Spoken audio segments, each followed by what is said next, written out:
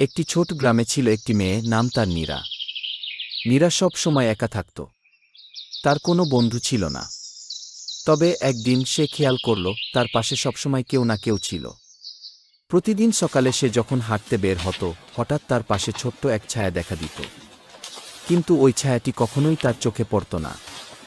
নীরা মাঝে মাঝে ভাবত, এটা কি সত্যি নাকি আমি কল্পনা করছি। একদিন নীরা একটি ছোট নদী পাড়ি দেওয়ার চেষ্টা করছিল। নদীর পাড়ে পৌঁছাতে তার ভয় লাগছিল, কারণ সে জানত না সে একা পার হবে কিনা। ঠিক তখন তার পাশে এক অদ্ভুত শীতল বাতাস এল।